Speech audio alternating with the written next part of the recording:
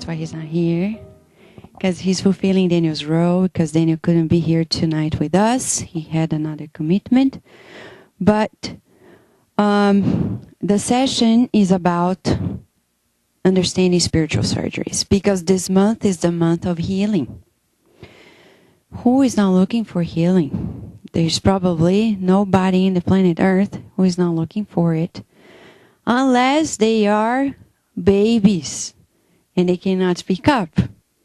But the spirit, if it could, it would say, I'm also looking for healing. Everybody is. So one of the things that people mention very often is about the so famous spiritual surgeries. How many people have traveled to Brazil to see John of God or other mediums? Because, yeah, Paula, I know, she's one of them. One of many thousands in this world who have done this journey and have discovered many other things. But one of the things is about these mediums who offer these surgeries. So for the ones who have no idea what we're talking about, we're going to show you a short clip with some of this. Remember, this clip, just so you understand why it's safe to watch it. And although it's a little bit graphic, but it's safe because in 2006, when we were going to Lilydale, we had a special event. Divaldo was going to speak there. He asked us to put together a clip. So we selected the scenes from the tapes that he gave us, and Daniel edited the clip the way you're going to see. It's about mediumistic phenomena, including spiritual surgeries. So we're going to allow you to watch the whole thing, just so we see the whole spectrum of what mediumistic meetings or mediumistic abilities can do.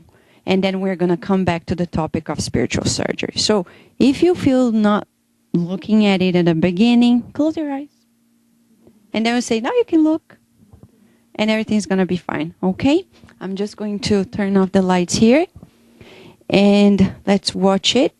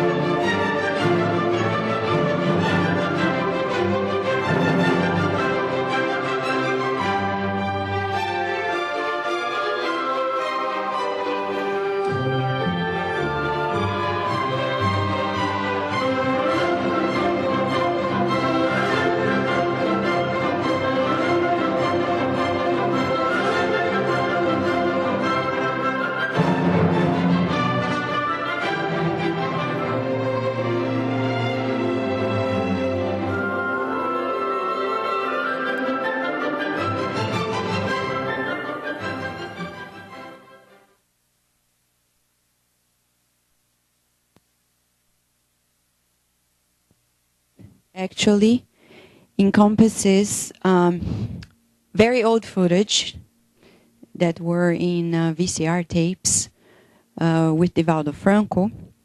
And it's showing us the broad spectrum of mediumship. And here it's very important for us to understand that when we're talking about spiritual surgeries, we're going to talk about a facet of mediumship, of something that is much broader than just that. So as you could see, mediumship is so broad in itself that there are different types of mediumship, of different effects. And the main question here for us is, what is mediumship for? It's like intelligence. It's like a faculty of the spirit, the millennial spirit. Something that we come here to develop, to educate. We would say the best word is to educate, because you really are going to modulate it and enhance its capacity. It's just like intelligence, again and again. It's the best comparison. So to educate our intelligence, we need to go to school. To educate our mediumship, we go blank. Where do we go? To the Spiritist Center, probably, because there is no other place on this, or to spiritualist churches for sure, to be fair. They also have a good program to help people understand their abilities, but Spiritism has the best framework out there. There is nothing else like this, because it's logical and because it talks about everything that mediumship is all about. It goes in depth, and the more books that we are coming to life in English, people in the English-speaking language will see what we're talking about, especially the books of André Luiz, through the hands of Chico Xavier. We're going to see how deep mediumship can be educated, and the beauty. It can truly transform our humankind. That's why at the end of the clip, we place this the expression, new era for humankind, because the 21st century is not about any more high tech, because that doesn't surprise us anymore. When they bring us an iPad, we're like, oh, well, right?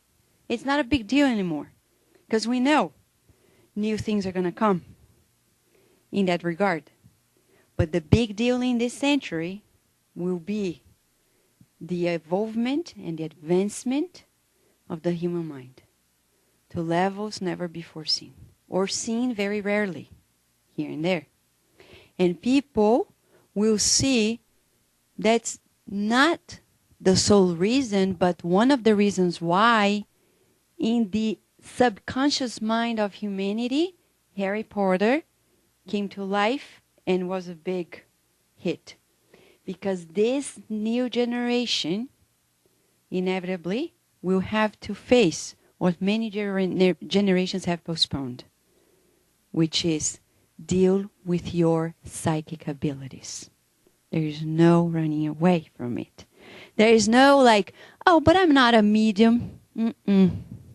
Everybody is.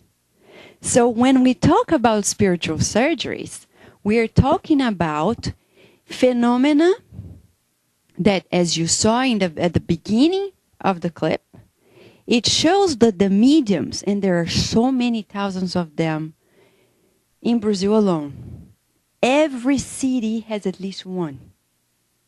No doubt about it. It's not only John of God, there are many more. The other day I was listening to another one that I've never heard before, in one of the cities in the state of São Paulo, who has been doing amazing work for 40 years, and he sees in one day more than 300 people. And that is because they do a very tight triage. Because if they didn't do triage, it would be much more. For decades, never heard of him before. But there are many, many, many, many. So for the ones who have never seen it in person, what's happening at those images is basically that, those interventions require no anesthesia. So the things in the eyes and the nose and on the back and the knee, no anesthesia whatsoever. They were actually investigated 5 years ago by a group of scientists that are affiliated with the Medical Spiritist Association in Brazil. And they were studying many cases, and they saw that in all of them, there was no anesthesia, no pain, no bleeding, no pain, no anesthesia, and no asepsis. There was no infection. In all the cases, no infection afterwards. If we try it ourselves, do any small cut, we'll see what's going to happen if we don't take care or do asepsis. It's going to be infected. In this case, none of this happened. Why? What happened there? Plus the results that many people actually got healed. Not all, but many. Why? How does that happen then? Plus there are other people who cannot be there in person. They cannot be there in person.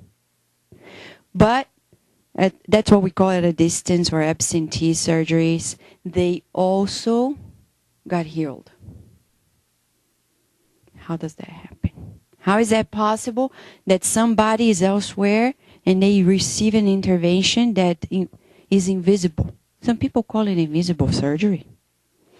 So, do we need to be there in person to be treated or not? What would be the difference? It's one of the questions that people ask. How does it work? So we can also answer and address this very question. Do I need to be there in person or not? Is it the medium or not?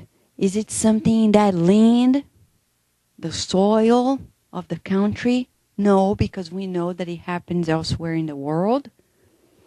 So what is it then? To understand this, we need to go one step back.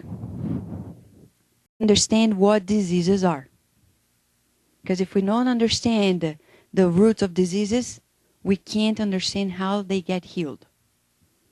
Some people tell me, and this I heard, and this is something that Spiritism will never recommend that we do. We never go opposite way with science. Some people say, but why do medical courses study so many pathologies and talk very little about health? Well, because to talk about health, you need to understand the disease in some way and form. How do you address and give remedy if you don't talk about health? How can you go there and just talk about health and not understand about the mechanism of disease? So here, same way we go. We need to understand how pathologies happen, their foundation. So then we can also understand the same way they came in, probably is going to be the way they're going to go away.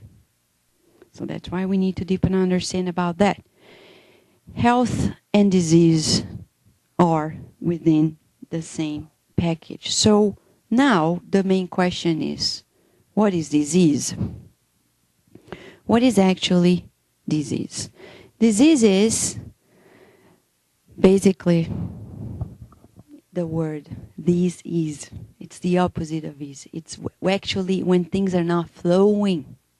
They're not flowing with ease. There is some impediment, some obstacle, some blockade. And we're going to call Joana de Angelis through the mediumship of Divaldo Franco to tell us this and to make it easier on Leo. I'm going to stay put here for a while.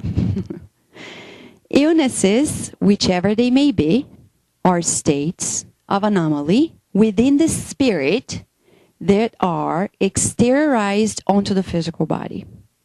So first of all, something that we carry in our vibratory mind. It's there vibrating. And it's going to be flushed away and into the body, inevitably, because there is an interconnection through the perispirit. They are necessary redeeming occurrences so the spirit may regain balance in the view of the great life, from where the spirit comes, in which the spirit finds itself. On our way here, we're talking about the great providence of God. The amazing mechanisms of nature, according to God's laws, to make us undergo the natural processes of life with less suffering. We'll give an example. When an animal is being under attack by another one, and they are running away, they are in the flight mode, running away. Let's think about, we're talking about the lion, the zebra. The zebra is running away, and the lion is running after the zebra. And then we're like, oh my God, run away, run away. When we are watching those Discovery Channel things, and we're like, oh my gosh, I can't watch this, it's too much pain.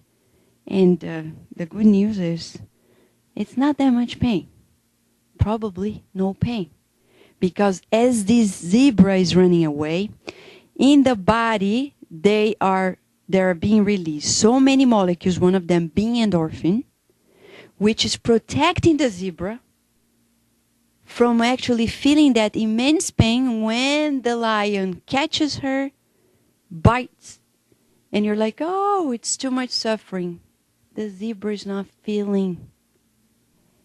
If it is, it's not that as hard as we imagine, because she is under the mechanisms of endorphins in the body. So, this is just to illustrate. The same way, illnesses are a way for us to flush away the disturbed vibrations of the spirit mind. It's not that we're looking for illnesses, but we're going to bless them in some way, saying, thank you for little body, for retaining it and flushing away my own disturbances. So it's good to know that. So the origin of illnesses is actually in the spirit. Now we're coming closer to understanding how spiritual surgeries actually happen. Closer, but still not there. And diseases are not the cause, but the consequence of disturbances.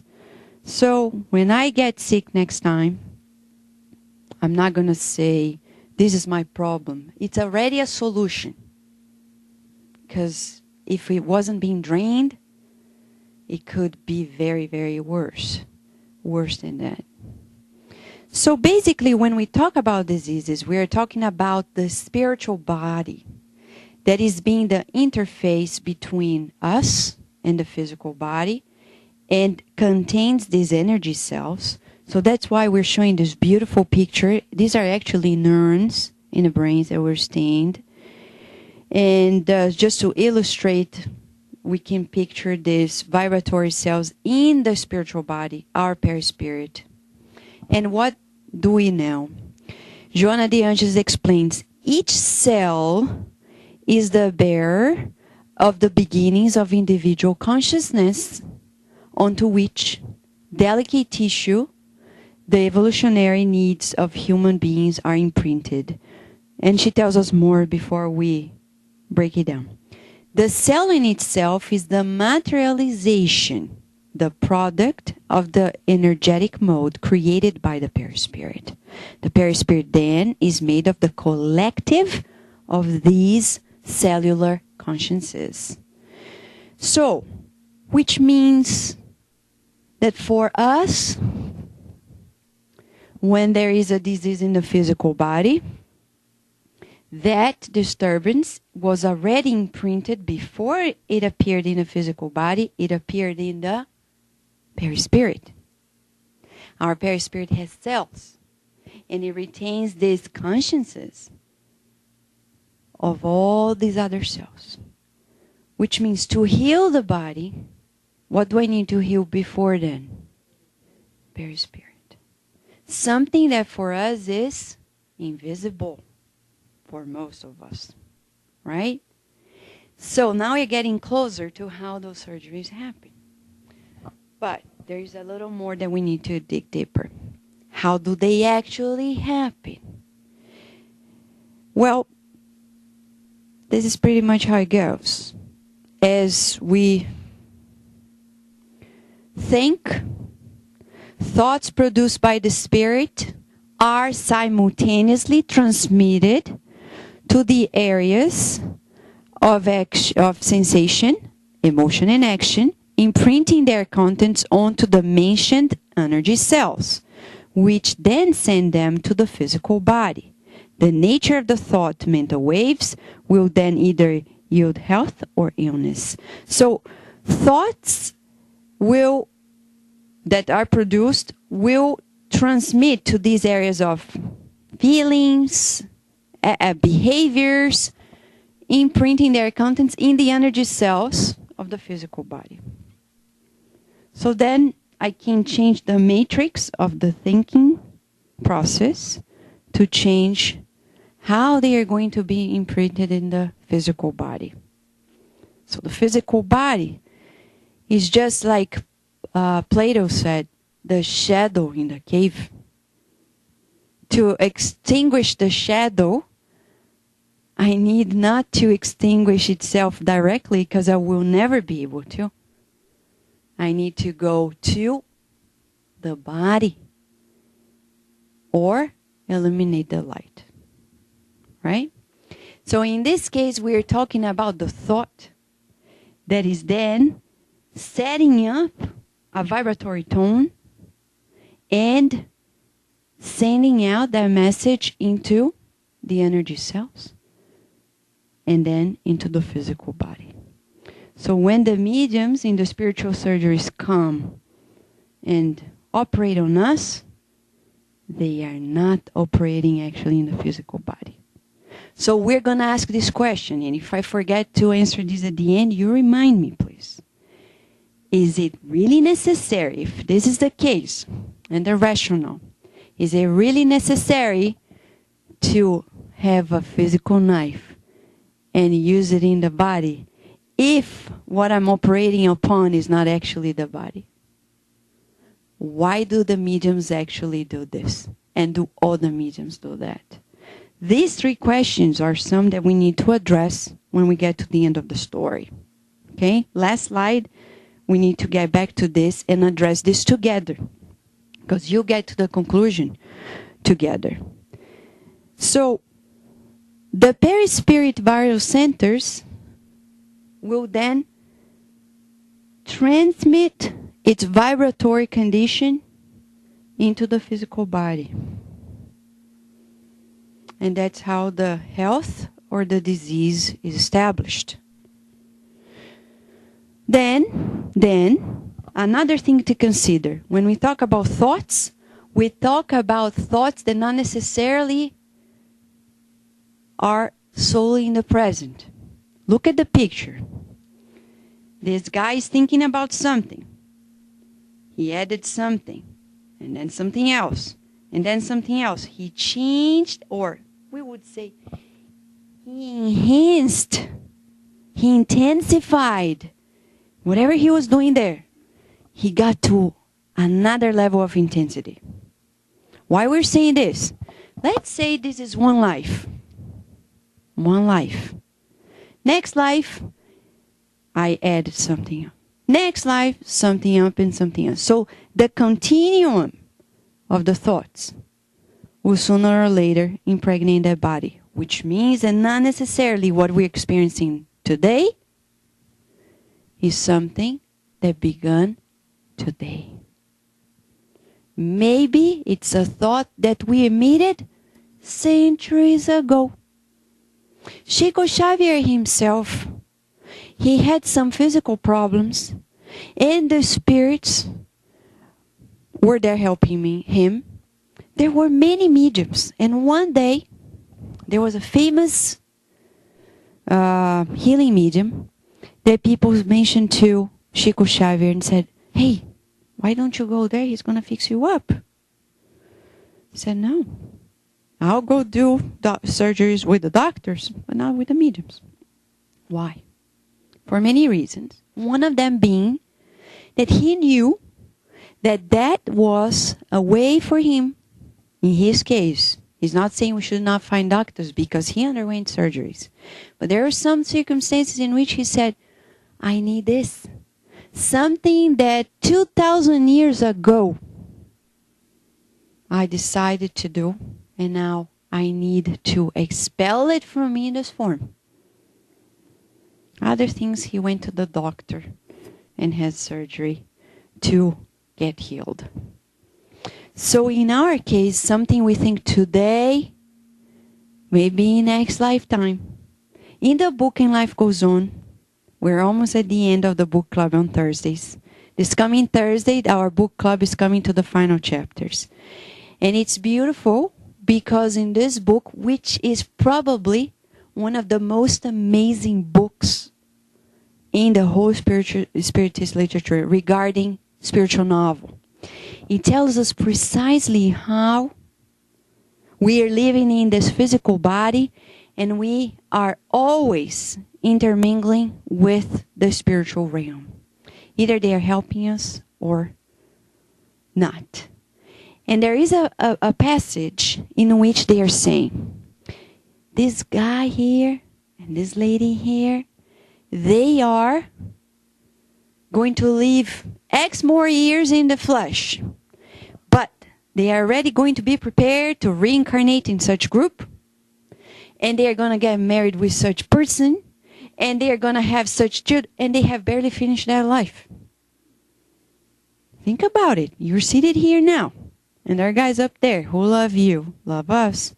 They're already putting the math for our lives, saying, yeah, she's still there. He's still there. Don't worry. Because next life, that's how it's going to happen for their own benefit. So we're saying this because the thoughts that we're meeting today are, it's like chess. You move something, the next move you can almost see it coming. Because the laws of life are very precise. And that's how thoughts can define illness or health today or tomorrow. What are the types of diseases that can happen? This is very important for us. To define the healing of them, we need to know what they are. So the types. There are spiritual diseases. There are those spiritual diseases that are self-induced, which are in great number. That because we're still not very harmonized. We shouldn't punish ourselves because we're not. Because humility is also the exercise of looking at ourselves in the mirror and saying, you know, some people tell me, but Vanessa, you know so much. And you still feel this. Big deal. I'm still learning. That's why I read a lot, study a lot, and read a lot, and study a lot. One day, it's going to get in. Big deal. One person told Divaldo Franco and Chico Xavier, another person to Chico Xavier, but that guy, he knows so much, but at least he's trying. Right? At least the person is trying. So sometimes we do create things by ourselves. The other thing is symbiotic spiritual diseases. These are of spiritual nature. Things that we create diseases, disturbances with other people, with other minds. We usually don't get to be healthy or sick on our own. Usually, when we are sick, we are in disturbance, in parallel with other minds. And health is the same for us. And there are also karmic diseases. Diseases that happen, as we are going to see, from one reincarnation to the next. The self-induced spiritual diseases are basically, just so we don't forget, the ones we create with our own imperfections, own vibratory imbalances. One of the things that the spirits say in the gospel according to Spiritism is, there are those people who say, this is the way I am, this is the way I'll be, and this is how sick you'll be as well.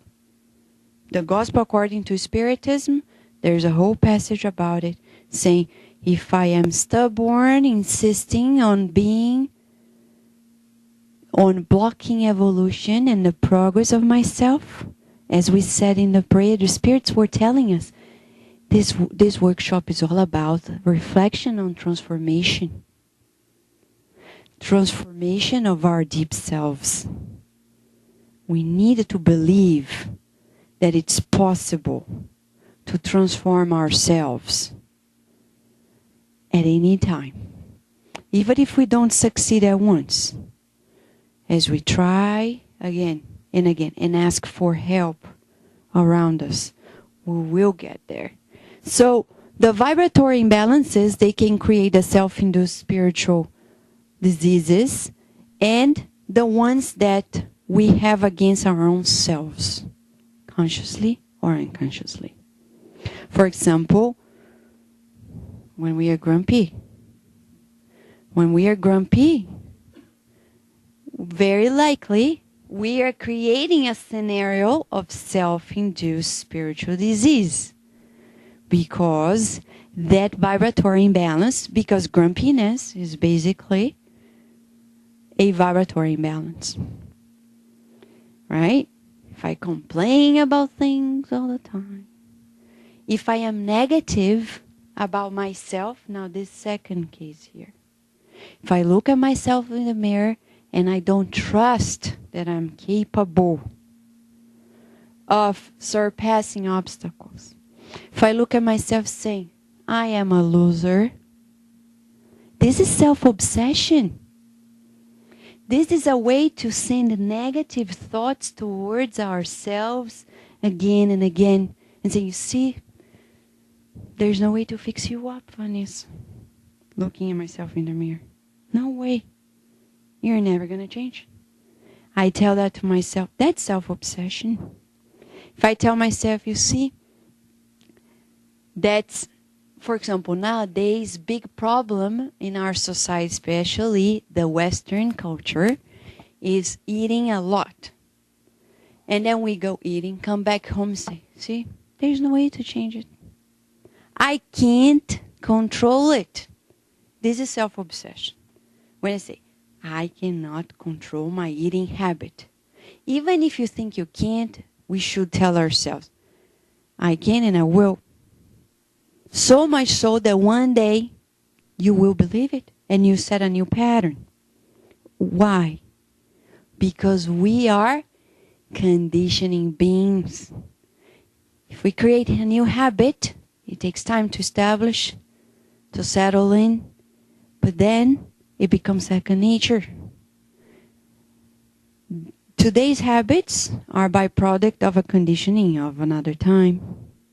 So we need to change these patterns. I've never heard of people that went to these mediums with these types of diseases and they got fixed up. Why do you think they didn't get to be healed by these healing mediums in this category? Why? Because they don't want to.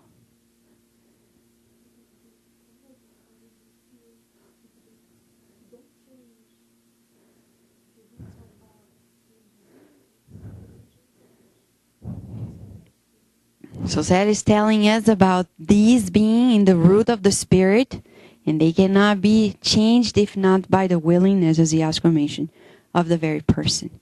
You cannot go to the healing medium and say, hey, come here. Change this thought that I have every morning that I am not lucky enough in life. I've never heard spiritual surgeries happening for this purpose. Why? Because that is not possible to go there and fix up without conditioning ourselves and without consciousness. So you see the difference? Unless they are created by another entity, which is not self-induced. We're going to talk about that. So we're talking about how we absorb these elements. And this is important for us to know, because as we are self-inducing, as we think, André Luiz, in a book that is not translated yet, Mechanisms of Mediumship, Mecanismos da Mediunidade, he says, as the picture shows, as much as the physical body may ingest poisonous food, the perispiritual body may also absorb elements that degrade it, which will be reflected onto the physical cells. So if I emit thoughts of envy, for example, those are imbalanced thoughts. Then I think that I am harming someone else. Revenge, criticism, jealousy, whatever else we can create. And then we learn that actually, as we're thinking, it's basically going to rain on us.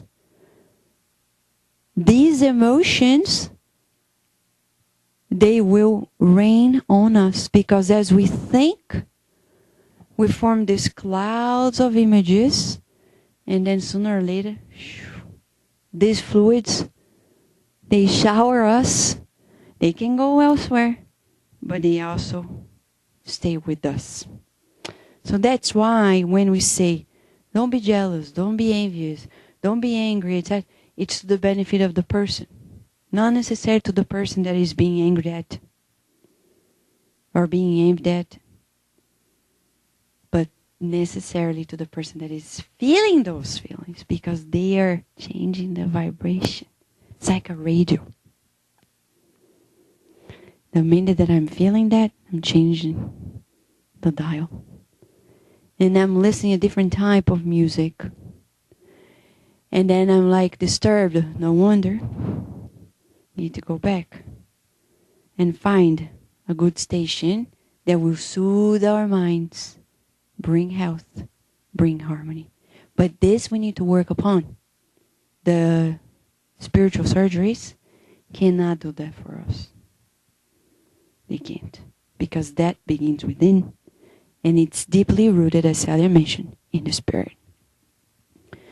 But there are those, maybe spiritual surgeries can help, which is the symbiotic spiritual diseases. What are they? They are the ones that are created by obsession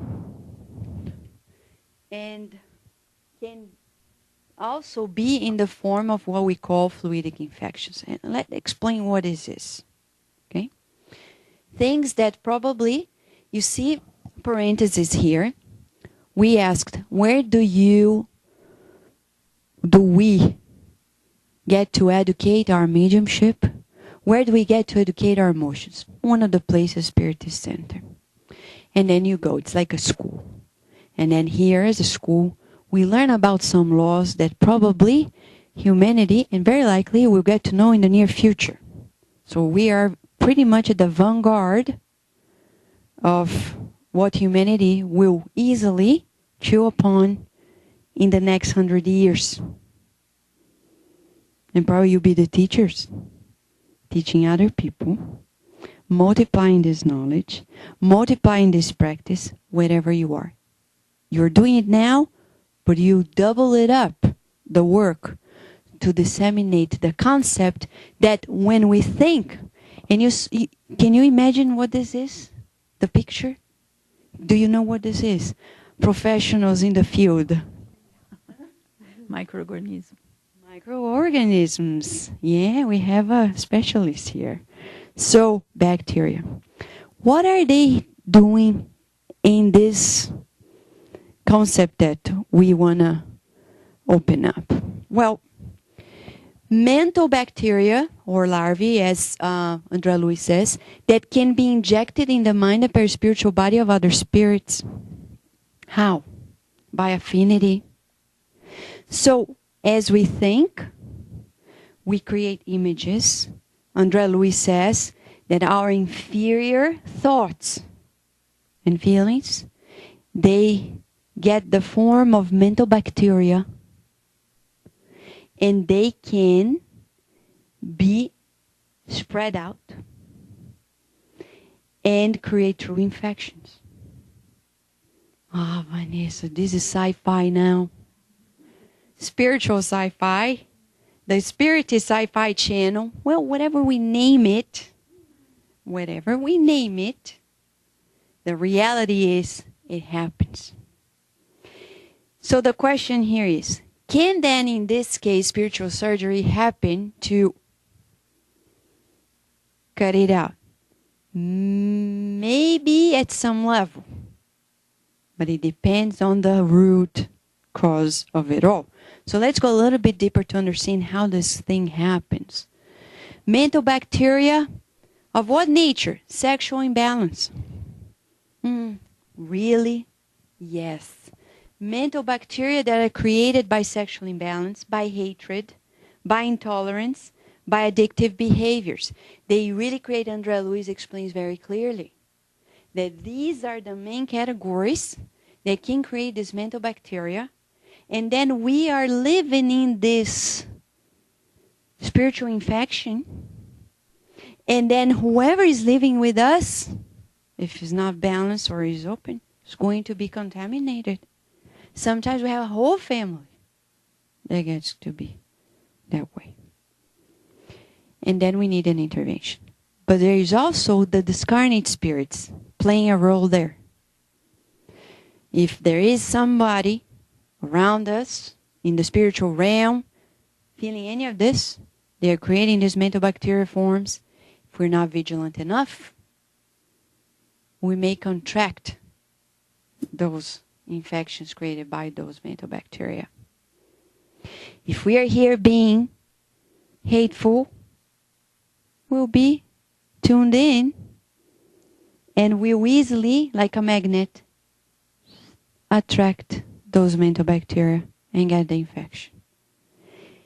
In these cases, the spiritual surgeries can come and help in some form. If it's going to last, it's a matter of how we balance ourselves. But that's one of the cases in which spiritual surgeries can happen. The perispiritual pathologies. This is pretty much what we're talking about. Pathologies in the spiritual body that were created by the way we're feeling in connection with other minds. Now, another parenthesis here we want to open. Is it possible that spiritual surgeries are in the category of those surgeries that rescue minds that are obsessing us? Spiritual surgery. Exactly and precisely. That's what happens on Mondays in the Spiritist Society of Baltimore and many other centers. The spiritual treatment and also the conferences. These chairs, some people ask, but why you guys at this SSP are so clean and you're so organized, so extremely disciplined about the way you use the center and you clean the chairs every Saturday. What is it? Crazy habit. Because in many of these books, plus our perception, spiritually speaking, they match what others have perceived and our perception. In these chairs, spiritually speaking, because here there is a spiritual hospital that is much larger than this center. The spirit doctors, way before we come here for the meeting, they attached to these chairs true surgical equipment. It's not by chance that you're seated. This chair and not another chair. There's no chance in this world. Not in this universe. And you're seated there because there is specific equipment that serves a purpose of helping you. And they say more. They say while we are listening to these conversations that the spirits are telling us through these teachings, the mentors are already operating on us. It's not only when we pray, do visualization, receive the passes, drink the water, or on Mondays. It's every time. See here? And they take that time to do true spiritual surgeries of this nature. trying to change the pathologies, and not only that, let's go back to do what? Hygiene of our minds, to eliminate this mental bacteria, to try to convince the guys that are connected to us. Some of them don't get in here. They're not allowed in. They stay outside, and we tell you, when they stay outside, there are speakers, spiritual speakers, in the surroundings of this building and every Spiritist center.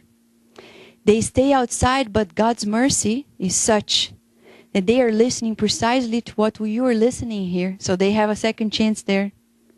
They didn't get to be here with us because their vibration was not very high. Why we're saying this? Because the minute we get out, in order, let's say they didn't get convinced about it, and they're like, I don't care. But now I know precisely what he or she is listening. So when they come out, when he or she comes out, they create a strategy to set us up and rescue us back into their dominion. And then what do you do? If I leave with any inferior thought, that's the open door for them to come in. And that's why many people say, I was feeling so well. The minute I got to my car, oh my God, I got in despair again. I started crying again, and blah, blah, blah. No wonder.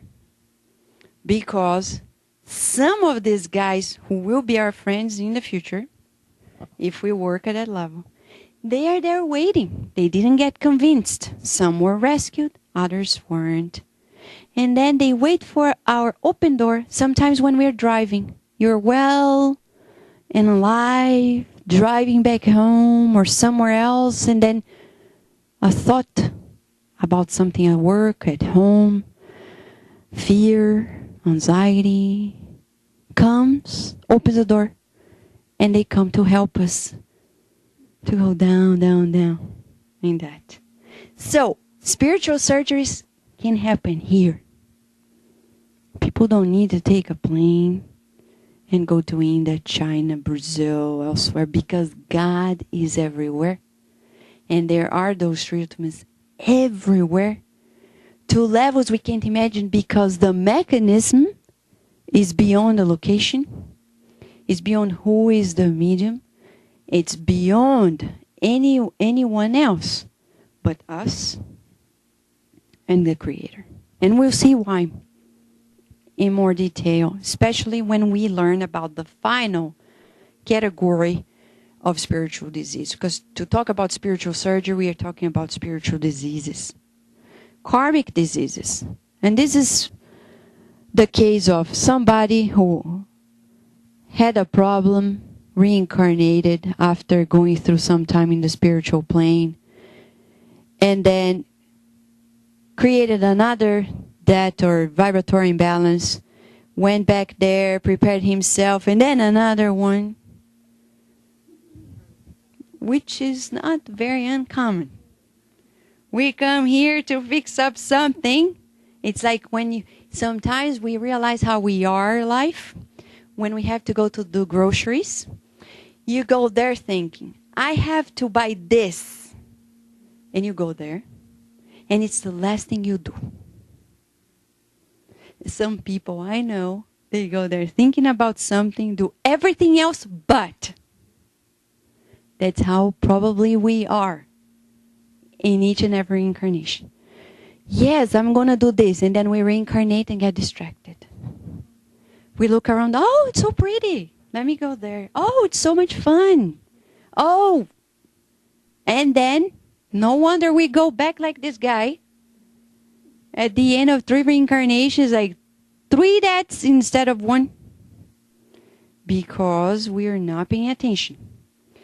So in this case, knowing a little bit more about it, I know it's a lot of words, but we'll break it down together. It's very important because this session is about empowering us. So Joana de Angelis, in another book, through Divaldo Franco, she explains karmic diseases in this way.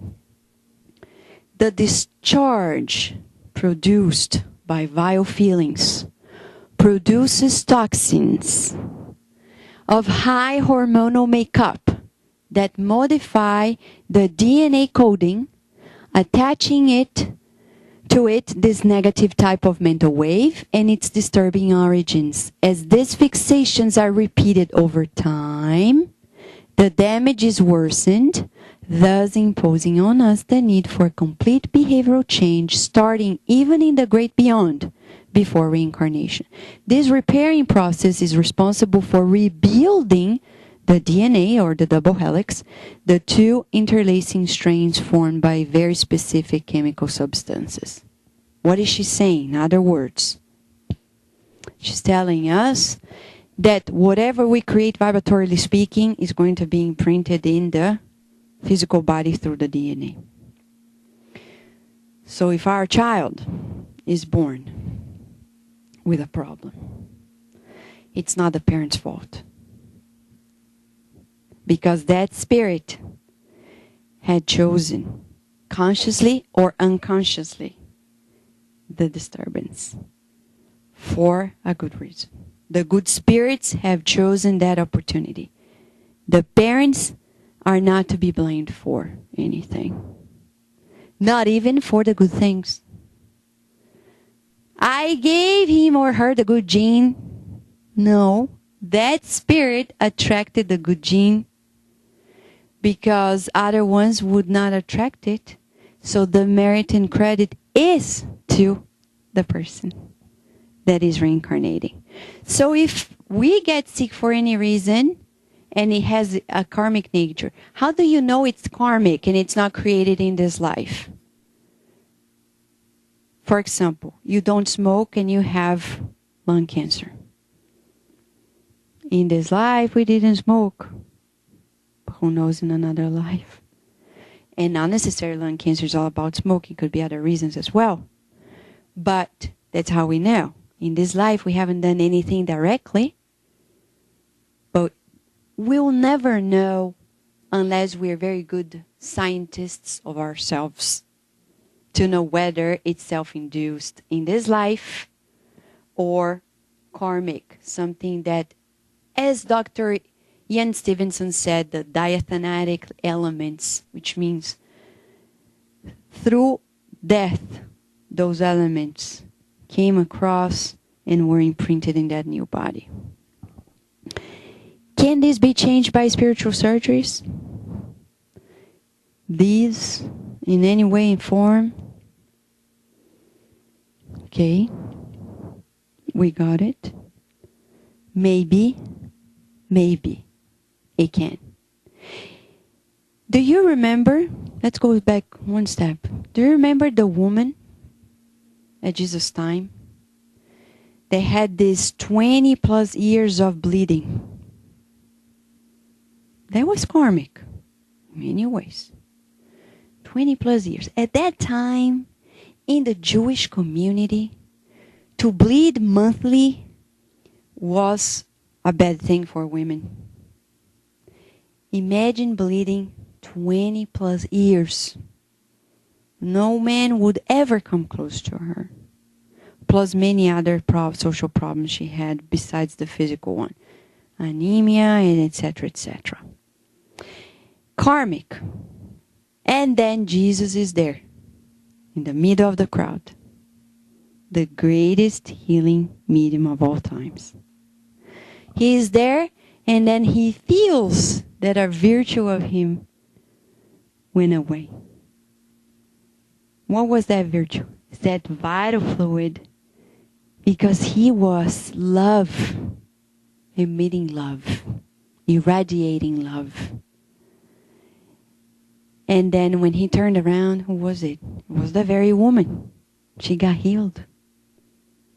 Karmic disease, because the root of the disturbance got to be fixed. The matrix. Spiritual surgeries can operate at a level. In the very spirit. So the secret here is the mind of the spirit plus the spiritual body. The physical body is just a consequence. So if I go to do a spiritual surgery, the physical body will only resent what happens in the spiritual body. And that's what happened to that woman that was bleeding. Chico Xavier once was asked in 1984 by the Medical Spiritist Association about what he thought about spiritual surgeries that were done in the way that you saw in the clip. Here we have spiritual surgeries, but not in that fashion. We don't need to use white clothes. Do you think by principle now, knowing the behind the scenes of diseases and health, do you think using white clothes is going to make any difference? Do you think that lighting up a candle here is going to make any difference in treating spiritual diseases? From what we know, the root cause of these problems, nothing external to the mind of ours is going to change it. Is it clear? No external ritual, singing out loud some song or dancing around the fire. With all the respect we're saying, we should, if you like candles, we light it up. Faith is what changes. The faith of the person that is lighting up the candle, not the candle. The faith of the person that is singing in praising the Lord, that is dancing around the fire. The faith of that person opens the vibration, raises it up, connects with the divine mind, changes the vibratory condition, and is operated upon. So Spiritism frees us up from these rituals because it gives us empowerment within ourselves. It doesn't mean if we like it, we do it, but now we do it with a different consciousness. We know that the candle in itself is not magical. We know that the magic is within. The magic is within us. The power is within us. Is not in anything external. But some people say, but if you do this prayer 10 times every day, this formula, you're going to get healed. Tell me the rationale behind it. Because as far as we know, that's not how the disease was installed. That's not how it's going to be rid of. So, what does Chico Xavier says about these surgeries that are being done, with all due respect, he said, with these instruments, knowing, again, we go back now. Do we need the instrument then? Do we need it? No. We know why they do it. The Spirit sometimes advise them to do it for the people who are non-believers. So there is a good purpose. But still, for us now, when I went to John of God, I said, I don't want these things with me. Because I know it's not the knife that is going to be operating upon me. So I went to the line, and he knew the people who didn't want this type of intervention. Still, we go there. Because we know it works. We know the guy is a medium. We know probably we need, and also to see what it is. To experience, to appreciate the work, which is voluntary as well. But the question is, do we need it? So Chico Xavier said, besides many other things, he said, to the mediums who dedicate themselves to physical healing, impelled by discarnate spirit doctors, we would recommend that they ask for the collaboration and help of incarnate doctors in order not to be alone in such practices that are more phenomenal than doctrinal. So he says, few to more realize that you are one of these mediums. Don't do these things without the help of actual physicians, because you don't have a license. And in actuality, one day, Divaldo Franco was saying, and Chico Xavier, it's actually a disrespect to the medical. Even if unconscious, it's disrespect to the medical profession because you work so hard to work on it. And now you go there, simply operate, and actually you don't need it because you're not operating upon the physical body anyhow. They are operating the spiritual body, the perispirit.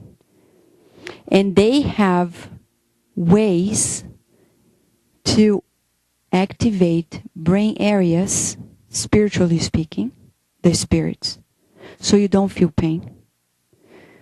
The neuroscientists of pain, they know the areas. So if you want to block pain, you know where to push. It's like a button. Pretty much like a button. You push it and you feel it.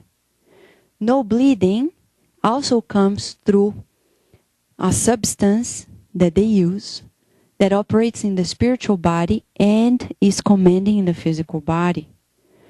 That's why no infections also happen, because the asepsis is in the spiritual environment. For us, it's not a miracle. We appreciate it, but it's still within the laws of life. So it's nothing mysterious.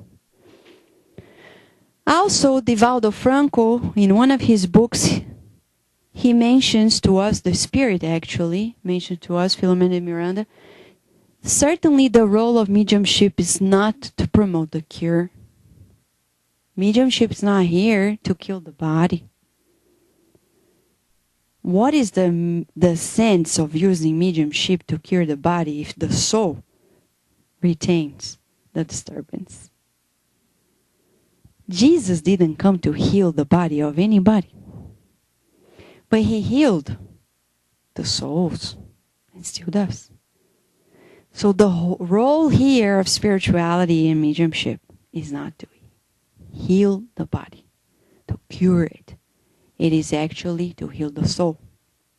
So when we go next to this proposed spiritual surgery, we should truly strive to find the healing of our souls. It will be seen in the body sooner or later. Because we can get healed the body now, 3 months later, a year later, 10 years later, comes back. Because we didn't change the matrix in the spiritual body, in the mind. Makes sense? So the cure is actually with the process of draining it out. As Willie Schubert said, for the immortal spirit, the real cure is actually the manifestation of illness in the physical body, which allows for the draining out of the moral shortcomings we accumulate along our evolutionary path. And in that sense, if we are trying to decide where we're going to go next, the enhancement of our health is actually in this saying by Matthew. It's all within our minds. He says the eye is the lamp of the body. If your eyes are good, your whole body will be full of light. But if your eyes are bad, your whole body will be full of darkness. If then the light within you is darkness, how great is that darkness? Meaning, it's all in our thoughts. The eye meaning the way we see life, the way we see ourselves. So, going back to some of the questions. When we are looking for spiritual surgery, we know that the cause of our diseases and disturbances are in the soul. So we're actually looking for the healing of the soul. The more we enlighten ourselves, the closer we are to the healing. Right? Then the question is, do we need to go to a specific place to find the spiritual surgery? Can you be in your house, for example, right now, attuning with the good spirits through a prayer and be operated upon as deeply as possible by the good spirits and receive a spiritual surgery? Can you? Or can't you? Do you think you can? Yes? Do I need to tell a certain person so the spirits come? What does it depend upon? It depends on our thoughts. So if you, when you next do your God at home meeting, you really put your heart in there, cleanse it, because without cleansing it, God, Jesus said very clearly, if I am having a hard time and I pray, I need to empty it out, empty my cup out, and then receive the light. Full cup. There is no space for any next drop. So next time we go to our God at home meeting, it can be a moment of spiritual surgery if I prepare the environment for the spirits to do the asepsis. If I am with real intention inside of me. Monday, how many people cannot come here on Monday because they live elsewhere? We do absentee treatment or at a distance. How many people they say they received? Because of us? No. Because of good spirits. When you write the names in the book of prayers, say a prayer to that person before you write down the name of that person in the book. Because you are probably the person who likes that person more or would like to like more, cares, and then your intention will be received by the spirits. Divaldo Franco says, when he receives the name of people to be prayed for, he actually writes down the name of the person in the book, leaves it open. That's why we leave it open. The spirits, they read it. They go to the folders in the spirit realm because there are cabinets, folders. True organization. Read the book and Life Goes On and you see how organized they are. They have cabinets, folders. They go there and see. Oh, that's what happened in a previous life. That's what's happening in this life. That's where they're living now. Okay, let's go there. But they prepare themselves. And they go to see how they can help that person. And we are interceding for that person. So spiritual surgeries happen in the mind. Can happen anywhere. It doesn't depend upon any special medium because they are happening spirit to spirit through the operation of the higher minds. No mystery anymore. Any questions that you may have? Or many questions. Many questions is good. No questions. Okay. Well, still I'm not convinced with this use of this bold, hard surgical instruments with these healers. Because if the image is a true image that we see that that instrument is reaching a physical body, although the intention is not that. It doesn't need to. So it seems that they are risking some kind of damage or some kind of infection, whatever, doing something for the show when you don't need it.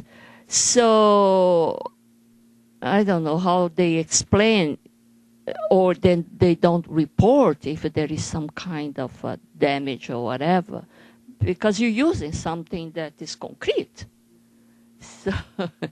So I'm not totally convinced that it's that clean, when they or the image is deceiving.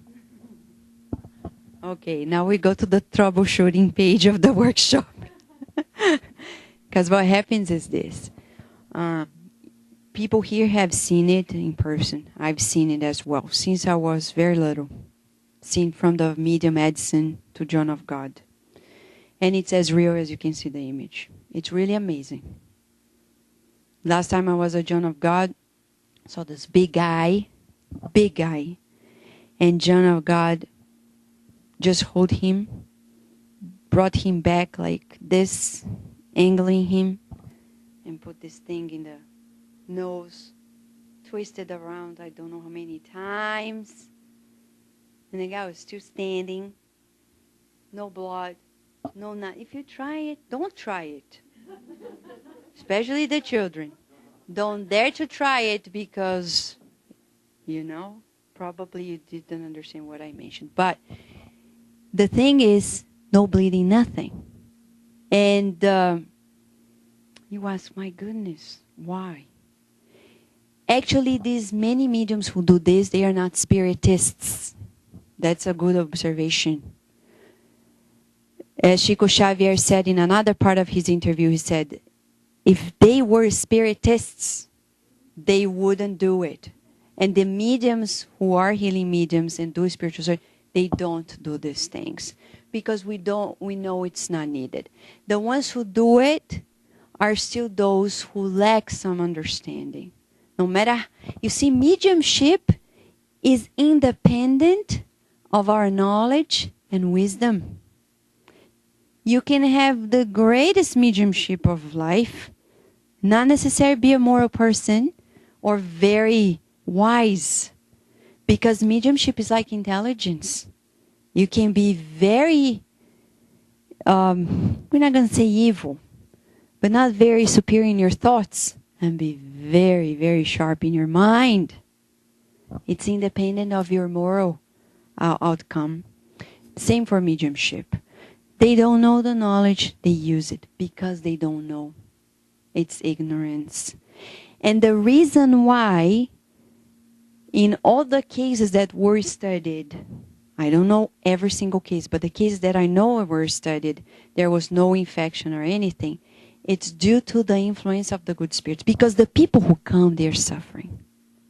No matter if the medium lacks understanding and still is playing this role to show that this is for real, but sometimes the spirit that is operating upon is not truly evolved. But the intention is to help. And the people who are coming are suffering. So they will receive the help they have been looking for. It's God's mercy. Those people cannot respond for people's lack of understanding. That's why I've never heard of such cases of infection. Okay? And but we now understand there is no need. It doesn't make the case invalid. It doesn't make us look at those mediums who did it in a way to diminish their credit for doing it. They were true mediums. They were healing. The spirits were healing through them. But the way they were doing it was probably not needed. Sure. So if that is the case, we have a potential much higher than we think to fight the infection through some our own boosting our immune system, or try to heal by ourselves, of course, when we put the correct mind. So our potential to cure ourselves is much higher than what we could imagine. Is that we're not using it or we don't believe on it? Okay, because is that true? Yeah. That's what the 21st century is all about, is discovering our inner potential. But we need to remind one thing. Remember that picture of the guy that was light and grayish, and then dark? To show us that we create an intensity in some habits. So what happens is that sometimes in our lives, it's difficult to change immediately the disturbance because it's an old pattern that we bring from previous lives. That's why we say, but I know how to change it. But you need to first change the habit of thinking in that line of thought. It's like the cat. The cat, you throw hot water on the cat. Next time you do the same movement, Although there is no hot water, the cat's going to run away. That's what happens to us in our daily lives. Things that resemble, unconsciously or consciously, resemble things that we associated with will immediately make us feel something. So to change that conditioning will take time and effort. Time and effort. So time is inevitable. We don't need to worry about time. It's not on us. It's on God's hands. But one thing is on our hands. Effort. We cry today. Tomorrow we are hopeful. We cry tomorrow. And the other day we're hopeful. Then the next 2 days we're hopeful. One day we cry. And then the next month, 3 days we're hopeful. And one day we cry. And the next month, 4 days with hope. One day crying. Until one day, maybe at the end of the year, the whole week was hopeful. The whole month. And the whole next year. But it takes a change in the conditioning, in the feeling that we associate with what's happening in our lives. You cannot tell somebody who is afraid of spiders, hey, come on, spiders are going to bite you. It doesn't change the way that person is feeling. True case. A guy, I think it was Raul Teixeira who actually mentioned about the case of a guy, and if there are details, you can edit them up later, but I'll just summarize them. He couldn't see birds. He could see birds flying, but not seated on the ground. He would be in great anxiety. With regression therapy, we've got to know that actually in a previous life, in a certain setting, he was, I think he was battlefield. Yeah, a soldier, right? And he fell on the ground. They thought he was dead, so he was left there, injured. But he was still conscious, but he couldn't move. And then the birds came along. Yeah. To come. And you can imagine the end of the story. I'm not going to add, just not to be graphic to the children. Because we should love birds anyway. But they came along, and you can imagine the end of the story. So in the next lifetime, he's unconscious. Remember the energetic cells? We associate the memory that was created. Birds, threat. Birds, death. Birds, when they are seated on the ground, mean death. You cannot tell this guy, hey, don't panic. It's just a bird. How do you erase that memory that really comes up and create that panic? So we don't change by simply saying, hey, change it.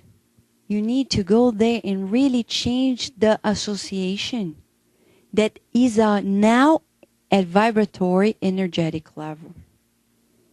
It's not like this. So that's why we need this type of therapies that we're doing in the Spiritist centers. That's why the new medicine is the energetic medicine. Energy medicine. Because beyond the physical body, there is the matrix that needs to be changed to imprint in the physical body. So, if you have other questions or comments, we can chat during the time that we're preparing for the fundraising dinner. Now we're going to propose the passage session, which is a part of the energy medicine that is offered in the Spiritist Center. And we can prepare ourselves so our practitioners also prepare themselves. Let us feel comfortable where we are. Observe and reconnect with our physical body. How precious this body is. Such a blessing. As we breathe in deeply.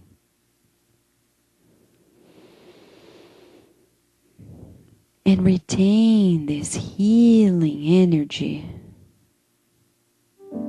Breathing out. As we breathe in, we acknowledge the presence of the loving spirit doctors, nurses, therapists. As we breathe out, we let go of any resistances, and we visualize a skin of light, scanner of light, purplish healing light, scanning our whole body from head to our necks, chest, the whole thorax, abdomen, the ribs, the hips. They already know what you need. All you need to do is visualize this scanner of light going through you again and again, breathing in and out.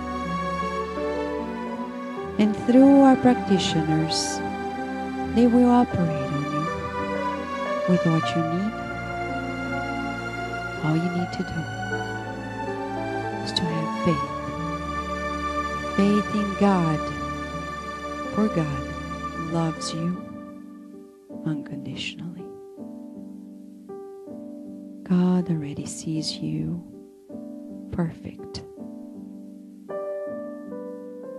Because for God, time doesn't exist. The ever-presence of God sees us